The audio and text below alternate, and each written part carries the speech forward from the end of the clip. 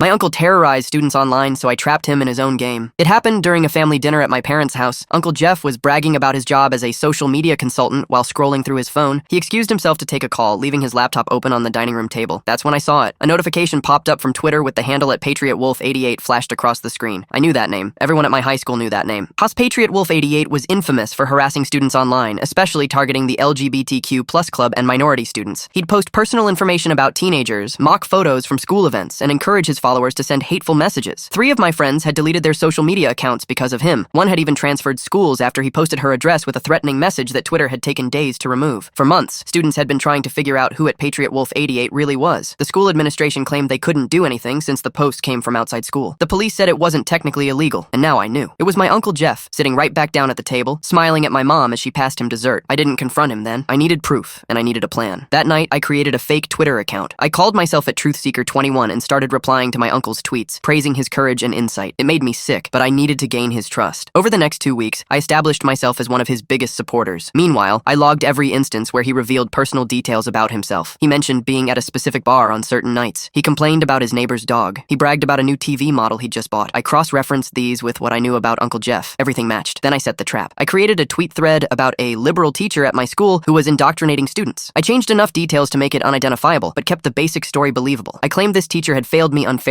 because of my conservative values. PatriotWolf88 immediately retweeted it and sent me a direct message offering to expose this teacher. He asked for the teacher's name and contact information. Instead, I sent him a private message. I'm worried about sharing that publicly. Could we talk somewhere else? He suggested a secure messaging app. Perfect. Using the app, I told him I had photos and evidence, but was nervous about my parents finding out I was involved. He assured me he would keep my identity secret. I know how it is, he wrote. I have family who wouldn't understand what I'm doing either. That's when I sprung the trap. You mean like your brother and his family? Your nephew? There was a long pause. What are you talking about? I know who you are, Uncle Jeff. He stopped responding. I continued. I have screenshots of everything. Your posts about my classmates, the personal information you've shared, the threats, everything. I attached a document with dozens of screenshots, his most vicious posts, alongside evidence connecting them to him, timestamps matching his work schedule, references to events he'd attended. Delete your PatriotWolf88 account permanently, I wrote. Apologize publicly to everyone you've harassed, or these screenshots go to my parents, your boss, and every single person in your contact list. He tried to deny it at first, then he threatened me. Finally, he begged. You don't understand what you're doing, he wrote. This is my life, and you are ruining other people's lives, I responded. You have 24 hours. The next day, at PatriotWolf88 posted a lengthy thread on Twitter, apologizing for his behavior. He admitted he had targeted students and shared personal information. His final tweet announced he was leaving the platform permanently. At the next family dinner, Uncle Jeff was unusually quiet. When I entered the room, he couldn't look me in the eye. He never mentioned what happened between us. He didn't have to. We both knew I'd beaten him at his own game.